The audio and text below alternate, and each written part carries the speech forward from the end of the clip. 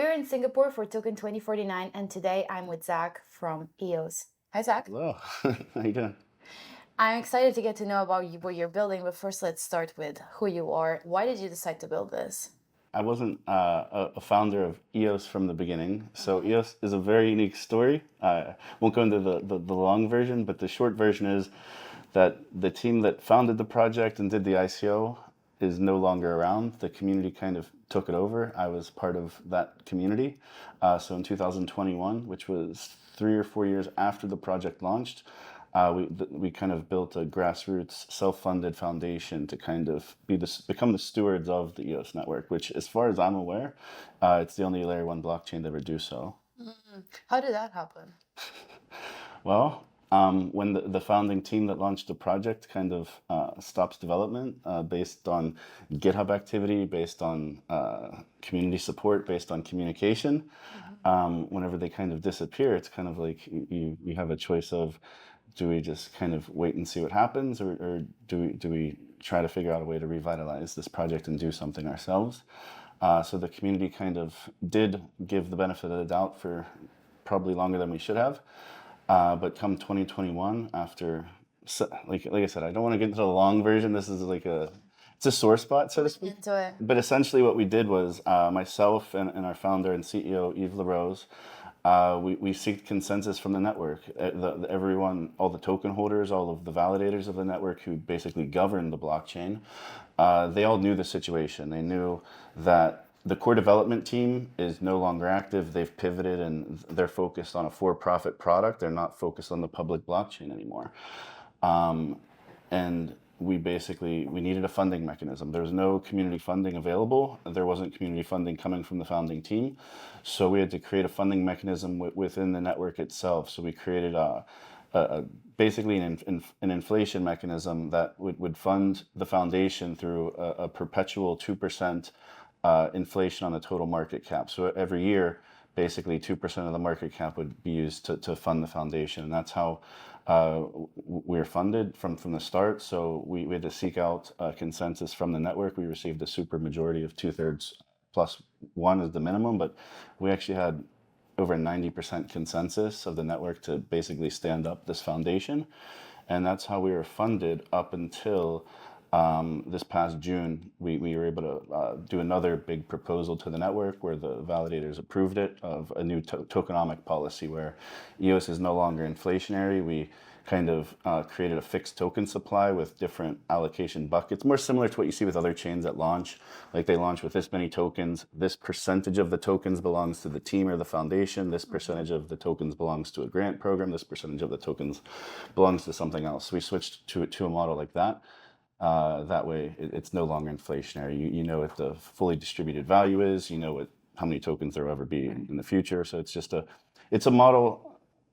There's pros and cons to both, and honestly, the results are very similar. Whether you have a vesting schedule that's trickling out tokens over many years and on a vesting schedule, or you're just inflating tokens, it's the exact same thing. There's tokens that were not in circulation entering circulation.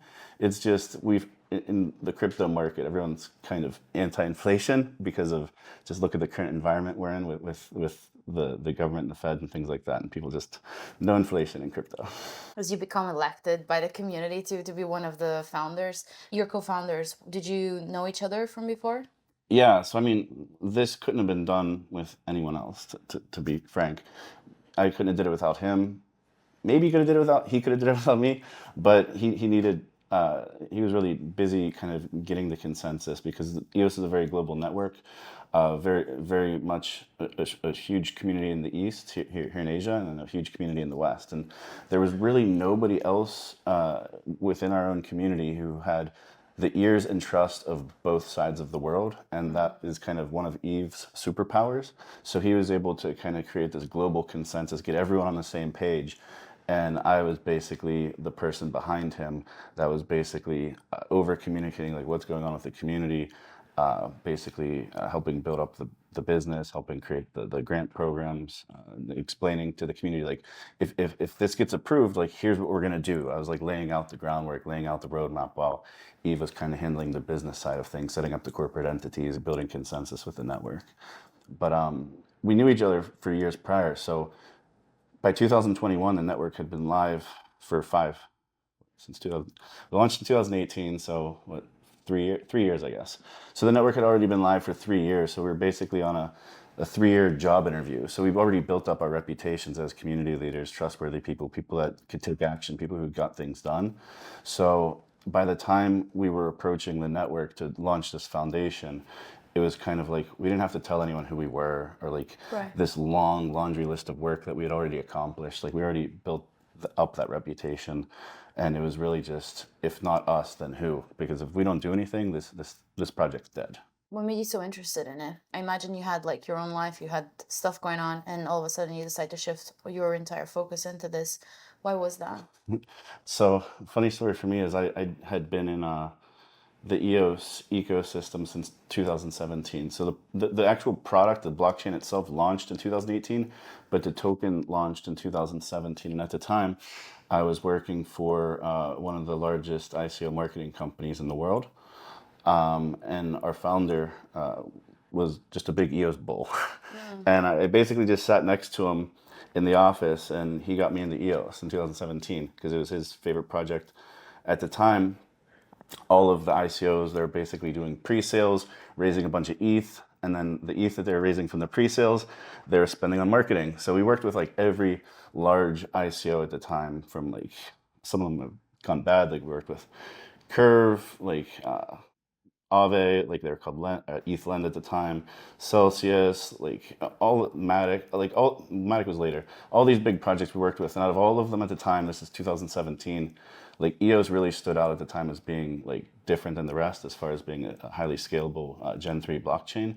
And at the time, you just got there weren't any other layer twos or even fast layer ones at the time. Solana didn't exist yet, Polygon didn't exist yet, Avalanche didn't exist yet. So there was really nothing else. And at the time, like you saw, like the CryptoKitties things happening to Ethereum as bottleneck. There were clearly a lot of issues, and at the time, EOS seemed like the best solution. And even to this day, I still believe that from a technology standpoint, it is by far one of the most performant and best blockchain technologies that there is. So basically, I got into it because of my founder at the time, and he obviously also worked with all of these other projects, and we chose this one as kind of being the top one. As part of our company, as a marketing company, we had a series of different podcasts. We did media just like you're doing now, and we created an EOS talk show. Basically, what we did was we were just talking about EOS every day, like just riffing, like talking about all the Telegram chats, like what was going on, like what they were saying on their YouTube at the time, like the team, because we weren't the actual team. We were just speculators. We were just token holders. Yeah. So we were just having these conversations every day, and we decided, like, we have all these other podcasts we do. Let's do an EOS podcast, an EOS specific podcast. So we started doing that as part of our marketing company. And through that platform, I basically created a voice and a platform and a reputation for myself. So over the years, to kind of fast forward, my partner in that actually eventually left the ecosystem, just kind of became a hardcore Bitcoin maximalist and Okay. went on his happy way. He made it. He was like in his 20s. I don't want to get into too much detail, but he was able to retire young, let's say, and Okay. just chill. It's pretty good. So after he left, I kind of kept the platform going, and basically through that platform, I basically became a thought leader within EOS. Like everyone knew, it creates this.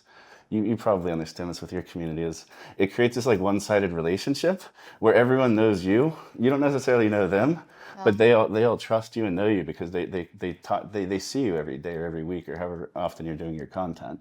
So it made it really easy to, years later, whenever it came to like who's going to do this foundation, like who does everyone know? Like, well, everyone knows Yves, everyone knows Zack. Maybe there were a few other people, but we're at the top of the list.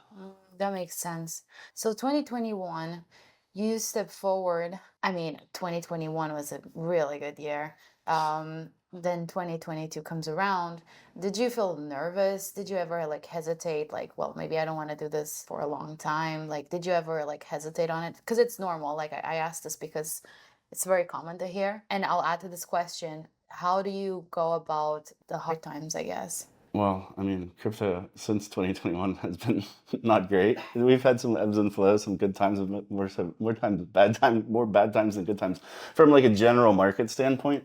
But from my standpoint, it's kind of like imagine being part of a project where you see things being done. You're like, I would rather do it this way. Or like, why aren't they doing that?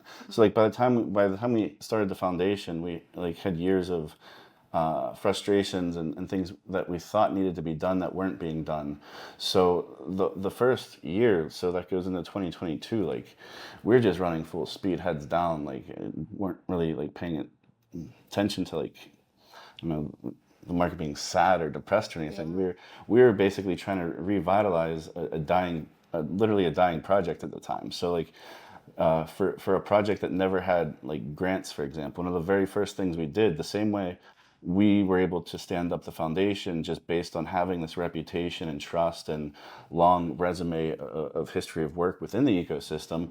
There were others like us who they didn't need to apply for a job because they had already been applying for years. We knew that they're good workers, good builders, but there was never a means to support them from the ecosystem. There wasn't a grant program, for example. So like one of the very first things we did was created what we called a recognition grant program. We didn't even make the projects apply for it. We deployed, within the first couple of months of launching the foundation, we deployed $3 million within the ecosystem with no application process. Like, because we didn't have the administrative capabilities, like within our team, we had to hire people. They could start with 2 people. And we had millions of dollars of funding, but you can't administrate that in a like responsible way. Yeah. So the only thing that we could do to move quick was to get the hands in to get capital into the hands of the builders who I guess have a certain level of reputation and trust that we know we can deploy some capital to them. And it was just I believe it was $100,000 each to I believe 32 different projects. And that was one of the first things we did. The other thing we did was we formed working groups, so think tanks basically, where we brought all of the best and brightest together from whether they're from validators or nodes or from individual like projects within DeFi to create like almost like a DeFi working group. We basically created a funding mechanism for that to basically fund these individuals to do research and development of what's EOS really good at? What's it really bad at? Let's look at the overall like crypto landscape from like wallets to APIs to history solutions to yield programs. Like what are all of the best things that everyone else is doing? Like what should we do to basically create our roadmap? So we created, I believe, 6 or 7 different think tanks of these. We called them working groups, and the end results of each one was they produced what we called blue papers, which ended up being like 50 to 70 page proposals or roadmaps of like, here's what you should do in this particular category.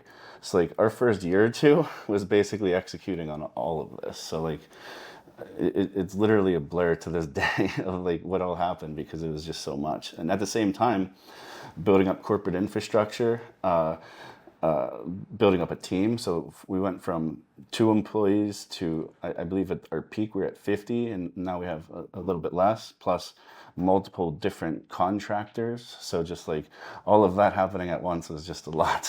It's truly impressive. I mean, you really sound like the right person to do this, and you sound really passionate about it. For everyone watching, where can they find you?